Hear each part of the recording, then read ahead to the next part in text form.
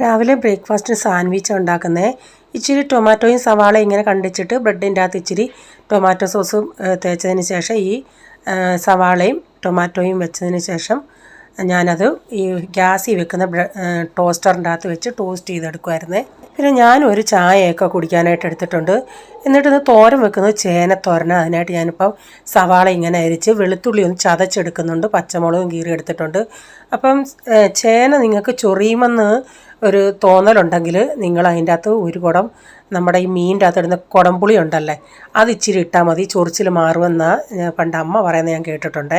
ഞാനിവിടെ ചീനച്ചട്ടി വെച്ച് വെളിച്ചെണ്ണ ഒഴിച്ച് കടുകിട്ടതിന് ശേഷം കറിവേപ്പില ഇട്ട് പൊട്ടിച്ച് അതിലേക്ക് സവാള, പച്ചമുളക്, വെളുത്തുള്ളി ഇതെല്ലാം ചേർത്തതിന് ശേഷം തേങ്ങയും ചേർത്ത് മഞ്ഞൾപ്പൊടി ഇച്ചിരി മുളക് പൊടിയും ചേർത്തിട്ടുണ്ട്. ആവശ്യത്തിനുള്ള ഉപ്പും ചേർത്തിട്ട് ചേന ഇട്ട് കൊടുത്തിട്ടുണ്ട്. സ്വല്പം വെള്ളം ഒഴിച്ചിട്ട് അതൊന്ന് തിളച്ചതിന് ശേഷം ചെറിയ തീയിലിട്ട് വേവിക്കുക. ഞാൻ ഇതിൻ്റെ അകത്ത് കുടംപുളി ഒന്നും ചേർത്തില്ല, എനിക്കങ്ങനെ ചൊറിയുന്നതായിട്ട് തോന്നിയില്ല. അപ്പോൾ ഇത് കുറച്ച് നേരം ഇടയ്ക്കൊന്ന് ഇളക്കി കൊടുക്കണം. എന്നിട്ട് കുറച്ച് നേരം കഴിഞ്ഞോടെ ചേനയൊക്കെ നന്നായി വെന്തിട്ടുണ്ട്. അതിനുശേഷം പിന്നെ ചെറിയ തീയിലിടണേ, അത് വെന്ത് നല്ല കുഴഞ്ഞ് ഇപ്പോൾ കിട്ടിയിട്ടുണ്ട്. തിളച്ച് കഴിഞ്ഞതിന് ശേഷം ചെറിയ തീയിലിട്ട് വേവിക്കണം. ഞാൻ ലാസ്റ്റിൽ ഇച്ചിരി വെളിച്ചെണ്ണയും കൂടെ ഒഴിച്ച് കൊടുത്തിട്ടുണ്ട്. എന്നിട്ട് ഞാൻ വേറൊരു തോരൻ വയ്ക്കുന്നുണ്ട്, കാബേജ് തോരൻ. അതിനായിട്ട് കടായി വെച്ച് വെളിച്ചെണ്ണ ഒഴിച്ച് കടുകിട്ട് പൊട്ടിച്ചിട്ട് കറിവേപ്പില ഇട്ട് അതിലേക്ക് ഇച്ചിരി സവാള ഇട്ട് വഴറ്റി തേങ്ങയും മഞ്ഞൾപ്പൊടി ഇട്ട് വഴറ്റിയിട്ട് ഞാൻ കാബേജ് ഇട്ട് കൊടുത്തിട്ട് ഒരു 1-2 മിനിറ്റ് ഹൈ ഫ്ലെയിമിൽ ഉപ്പിടുന്നതിന് മുമ്പിട്ടൊന്ന് നന്നായി മിക്സ് ചെയ്തെടുക്കണം. എന്നിട്ട് വെള്ളമൊക്കെ വറ്റി വരുന്ന ഉടനെ അതിൽ ഉപ്പിട്ട് കൊടുത്തിട്ട് അടച്ച് വെച്ച് വേവിച്ചെടുത്താൽ മതി. അത് അടച്ച് വെച്ചിട്ട് ഇടയ്ക്കിടയ്ക്ക് ഇളക്കി കൊടുത്താൽ മതി, നമ്മുടെ തോരനും റെഡിയാവും. പിന്നെ എനിക്ക് നാരങ്ങ ഈന്തപ്പഴം കൂടെ ഉള്ള അച്ചാർ ഇടണമായിരുന്നു, അതിൻ്റെ ഓർഡർ ഉണ്ടായിരുന്നു.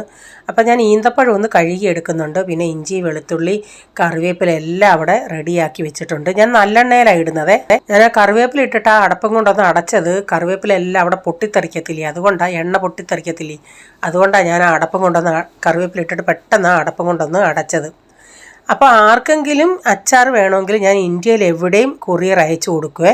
വാട്സപ്പിൽ ഞാൻ വീഡിയോയുടെ താഴെ നോർമൽ വീഡിയോയുടെ താഴെ ഞാൻ നമ്പർ കൊടുത്തിട്ടുണ്ട്, വാട്സപ്പിൽ കോൺടാക്റ്റ് ചെയ്താൽ മതിയേ. അപ്പോൾ കൊച്ചന് വിശക്കെന്ന് പറഞ്ഞുകൊണ്ടാൽ ഇത് താമര വിത്ത്, ഹിന്ദിയിൽ മക്കാന എന്ന് പറയും. അതൊന്ന് ഞാൻ ചൂടാക്കി പോപ്കോൺ കഴിക്കുന്നത് പോലെ ഇരിക്കും. ഇതിന് നല്ല ബെനിഫിറ്റാണ്. ഇതിൻ്റെ അകത്ത് കാൽഷ്യം, മഗ്നീഷ്യം, പൊട്ടാഷ്യം, സിങ്ക് ഇതെല്ലാം അടങ്ങിയിട്ടുള്ളതാണ് ഇതിൻ്റെ അകത്ത്.